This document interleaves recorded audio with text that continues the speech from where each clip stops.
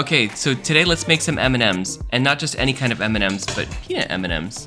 Now today's video was full of failure, but in the end, I was actually pretty happy with the end result, so let's go ahead and jump into it. Now in the factory, M&ms are made using what's known as a candy panner. And essentially, this is just a smooth metal drum that rotates, and you can put in nuts or chocolate or whatever, and then basically these tumble around, and then you can just kind of either spray in or ladle in chocolate. And then what it'll do is it'll essentially just coat whatever you put inside in chocolate. And the fact that they're rolling around basically means that you get these nice smooth balls that you can just coat with whatever you want, including sugar or even polish them up to look something like this. Now, the thing is about these things is for some reason they're really, really expensive, even though they seem kind of simple. And even one that just attaches to a KitchenAid is $850, so it's quite expensive. But looking at this is literally just two metal bowls and something that attaches to a KitchenAid. And I have a KitchenAid, so maybe I can just make this myself using some metal bowls and a 3D printed adapter. So I decided to use this excuse to actually buy a 3D printer. Now, I'm not gonna lie, this was a little bit excuse to just buy a 3D printer. I've wanted one for a while, so this was a good excuse to buy one. And I also wanna say I'm not sponsored by Ender, it just happened to be the one that seems like it was gonna fit my needs. So after about 20 minutes of just looking at the instructions and futzing around, I was able to put this thing together, and honestly it wasn't too bad, considering I heard a lot of horror stories in the past of how difficult 3D printers used to be to put together. Eventually I was able to get this thing turned on, and it looks like it was working really well. So now I can move on to the next step, which is to actually make the metal bowl part of the pan. So my idea here was to get two of the exact same kind of metal bowl, and then on one of them just cut off the bottom. And then I can just basically seal the two together to be able to create this candy bowl panning thing that we need.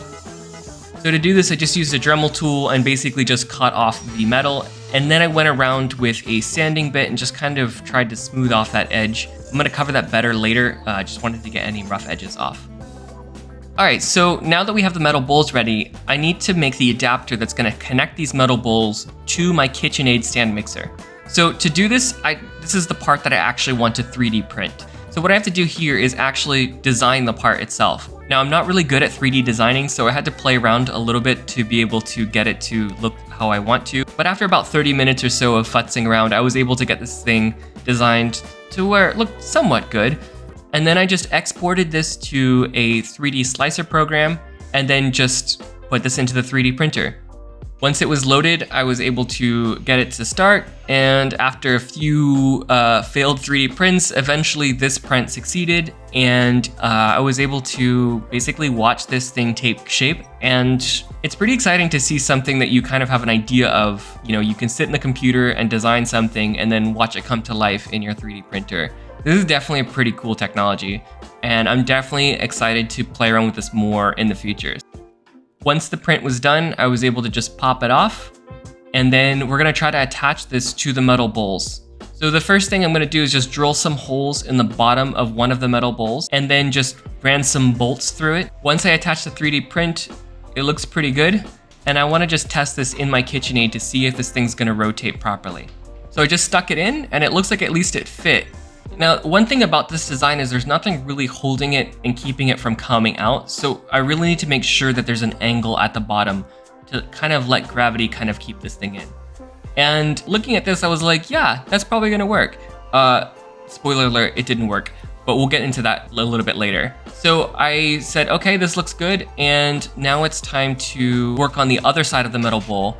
I'm just gonna put a little bit of what's known as sugru, which is kind of just a silicon, and I'm gonna put this on the rim to make sure that it basically doesn't have a sharp edge that could cut me or anybody else. This stuff will dry in about 24 hours, and it'll make a nice padding. All right, now the next step is to actually seal the two bowls together. And to do this, I'm using a food safe RTV, or basically this is a silicon style adhesive, or kind of like a caulk if you're familiar with that, but it's food safe. I just went around the rim of the bowl, applying the RTV, and then I just sealed the two bowl halves together, and then I just let it dry overnight. It takes about 24 hours for it to cure. So the next day I looked at it and they seem to be sealed well enough together, and so the real moment of truth was to actually stick this into the KitchenAid and see how this whole candy panner situation is gonna work out. So I just put a little cutting board under the front to keep it in place, and then just turned it on. And yeah, absolute catastrophic failure. So it's clear what's wrong here is there's not enough support holding the middle column together. So essentially this just kind of all resting on that small square piece, and that's just too much strain for the 3D filament to be able to hold up to. So I decided to go back to the drawing board and just kind of measure the internal circular depth, and then just add this as an extra column inside of the 3D print. So basically we get a little support system. Now on this version, there's also a little screw in there that comes in and will normally bind whatever you put into the KitchenAid. So I decided to make a small groove within this column so that that screw can kind of come in and we'll kind of hopefully be able to stabilize it. And we'll see how that goes. So I sent this again to the 3D printer and then let that print. It took a few hours and then came back and then reattached this to the bowl, taking the old one off. So I'm just gonna create that same angle and then just turn the KitchenAid on with this new design. And it's already starting to look a little bit wobbly. So basically, I didn't really learn my lesson from the first time, and that small little bit of square piece in the middle is not gonna be enough. And sure enough, it snapped off inside of the KitchenAid. So round 3. So this time I decided to omit that little divot that I had beforehand. And this actually, spoiler alert, fared a little bit better. Once again, I 3D printed this thing. I decided to do it with green filament this time, because why not? Now I'm just gonna replace the old broken piece with the new 3D printed part. So after replacing it, I put it back into the KitchenAid and it looks awesome. In fact, I think no version of the 3D printed adapter has looked as good as this one has so far. Okay, so now that this is rotating smoothly, we can move on to the next step, which is to actually start making the peanut M&ms. I almost kind of forgot that's what we're doing here. So for the peanut M&ms, we're gonna need some peanuts. And about a year ago, I had this idea to be able to make a peanut butter using different levels of roasted peanuts. I just wanted to compare how, peanuts at different roasting levels would taste. For example, I wanted to like roast a peanut until it was almost black and then make a peanut butter out of that and then see how that tasted. I never got around to finishing that video. However, I still have a lot of the peanuts from that whole experiment. So, I thought it might be fun to use these as the peanuts for the peanut M&ms. So to do this, I just needed to remove the skins from the peanuts, which was somewhat of a labor-intensive process. But, I'm happy that in the end I was able to get a nice bowl full of peanuts, which I want to use for the peanut M&ms.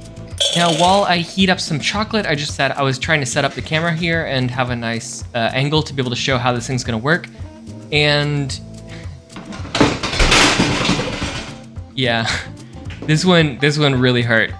Actually, it did some permanent damage to the table, and it did some damage to the KitchenAid as well. And needless to say, it also really damaged and broke the 3D printed adapter.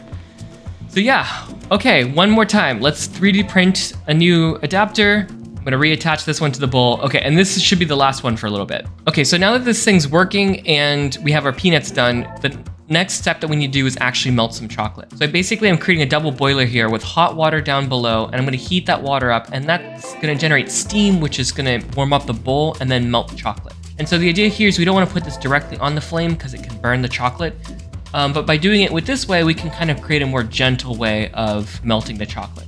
Now the thing we're gonna do here is we're just gonna heat this just until it starts to melt, and not really any temperature higher than that. That's gonna help hopefully keep the tempering in place. All right, so now that we have everything kind of operational, it definitely looks janky AF, but what we're gonna do here is just start ladling in some of the chocolate into candy pan. Now the reason I'm doing this is this is gonna be able to give some traction so that the nuts basically can kind of roll around and stick.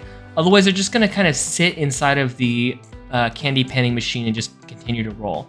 Now, the thing about candy panning is there's a lot of variables you can play with. The amount of nuts, the temperature of the chocolate, all play a role in kind of developing those smooth balls that we saw from earlier. So we can see here that I basically just added way too much chocolate, and it's just kind of honestly a total mess in here. And essentially we've just created a giant blobby blob of chocolate, and that's not gonna really give us those nice smooth rounded balls like we want. So what I decided to do was clean this thing out and just completely start over, learning from what I did the first time wrong, which was just adding too much chocolate in too quickly. And so what we need to do is just add a little bit of chocolate, and that's just gonna create a little bit of friction and cause the nuts to actually start rolling. So I'm just adding a little bit of a dollop of chocolate in there, just a little bit of a streak, but not too much like I did last time. And we can see here is this is actually what we want. We want the nuts to actually start rolling. And basically the chocolate is just creating a texture for the nuts to kind of roll off of. And what we can do now is we can slowly add in a little bit of chocolate at a time. And what we're gonna do is before we add in the next layer of chocolate, we need the first layer of chocolate to kind of cool down. And you can see that if I just pull a little bit of handful out, these nuts are getting coated quite well. In fact, it's going so well that, yeah, the adapter broke. Well, at least I got the technique down, so I know what I need to do now. And I promise this is gonna be the last time that we're gonna need to print a 3D adapter. I finally decided that what I was gonna do is actually just change the adapter from a 20% infill to just in that column, filling it to 100% infill. And actually, this worked beautifully. I didn't have any more issues with this. And I think that this really just does illustrate how things go. You have an idea, you design something, you test it, it doesn't work, then you have to adapt it and learn from your mistakes. And honestly, my day job is as a physicist, and this is just how you have to do things. Unfortunately, failure is a part of life, and it really sucks, but it's really important. It helps you learn from your mistakes, and otherwise, you're never gonna be able to do cool stuff. Okay, so now let's go back to making our chocolate. So I just took those nuts that I had earlier that were starting to accumulate chocolate pretty well. And then again, I'm just gonna keep repeating this process where I'm just slowly adding in a little bit of chocolate at a time. And I'm just gonna let them just keep rolling around until one layer cools down. And you really just wanna make sure that each layer is dry before you add in any more chocolate. And the reason for that is if you add more chocolate while it's still wet, you run the risk of it just kind of clumping up like my first attempt did. And that's really not what you want. So just really make sure that each layer is dry and then go ahead and add in another batch. And honestly, I have to say I'm pretty happy with how this is coming along. It definitely takes a lot longer than it looks like from this short little clip. In total, this whole process took me about an hour of kind of futzing around and waiting for each coat to dry. You can speed this up a little bit by using a fan, or I have a hairdryer that I just kind of put on cool blast. And then basically after about an hour of doing this whole process, yeah, I ended up with these nice chocolate nuts. So now that I have some nice chocolate balls, it's just a matter of coating this in sugar. Now looking into this, there's not really a lot of great information about how to do this properly. Thankfully, I was able to find this really awesome YouTube channel called With Trial and Error, which is a super awesome food science channel that if you're a fan of this channel, I definitely recommend checking out her content. And I think she's actually a food scientist, so she actually knows what she's doing. In the video called Combining Oatmeal Cookies and Italian Confetti, she really goes through the whole process of how to coat stuff in sugar and create kind of that sugar coating that M&Ms are associated with. All right, so one of the things that I really didn't foresee, but it really makes sense, is we're gonna actually have to coat this chocolate in something. If we were just to put sugar directly onto the chocolate itself is going to kind of interact with the water in the sugar coating. Chocolate is mostly made of cocoa butter, which is a fat, and sugar has the water in there, and water and oil don't get along, so we're gonna have a lot of issues. So what we need to do is actually coat the chocolate in some form of coating that's gonna be able to kind of be the barrier between these two types of layers. I'm gonna use a mixture of cornstarch and gum arabic, just because I happen to have gum arabic for another project that I'm working on. But you can just use cornstarch to just coat your M&Ms if you want to. Just go ahead and toss the chocolate in the cornstarch, and that's basically all we need to do. Next, we can just load this back into our panner, and then we're gonna need to just basically spray this with some sugar syrup. Now, initially, the concentration that I did was 100 grams of sugar to 100 grams of water.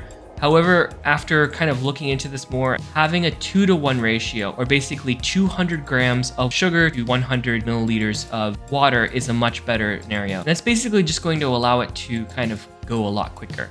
So we're just gonna go ahead and turn on the panner with our coated chocolate balls in there, and then just spray the sugar syrup onto these things. And just like with the chocolate before, we just need this layer to kind of dry out. Now, to help with the drying, I'm going to be using my hairdryer here. And one thing I've learned from kind of the hard way is you really wanna make sure there's no heat on this at all. And the reason for that is because this will melt the chocolate, and then basically that can cause problems, and basically the chocolate will kind of seep through the sugar layers, and you really don't want that. So just keep it cool and just kind of basically blow cold air on these things as it's rotating. Now, if they kind of stick together, you can go ahead and stop this process and kind of break it up with your hands. But eventually we're gonna have something that looks like this. And I mean, honestly, it's pretty great. So now we have our sugar layer on our M&Ms, and now the last and probably most important thing is we need to actually have these things colored. So my first attempt at this was to take some more of that sugar syrup and then just go ahead and add some food coloring to it. And then basically I put some of the nuts in there and then just kind of sprayed this colored sugar syrup into the candy panner. Now what I noticed is that this didn't really work super well. It kind of created more of a problem. I mean, it did work after kind of really ramping up the amount of food coloring that I used. But honestly, it was kind of more of a pain in the butt than I actually recommend. So for the subsequent colors, I basically just tossed in the undyed M&Ms into the candy panner and then just directly added the food coloring. And this worked out great. There was no reason to kind of dilute this with the sugar syrup. Now I have to say, obviously these things don't look like the M&Ms you get in the store, but I mean, they're not, you know, they're not the worst thing in the world. I mean, they definitely look like the dollar store version of M&Ms, but I mean, in the end, I'm kind of happy with how these things kind of turned out. I did experiment with some polishing and some other things, but I never really got something that I was quite satisfied with. So honestly, I'm just going to recommend that if you're gonna try to make these, just stop here. Don't bother with trying to use Caranuba wax or anything like that. Now, one last optional step, which I don't really know if it did too much, was to add a little bit of granulated sugar in with all of the different colors of M&Ms.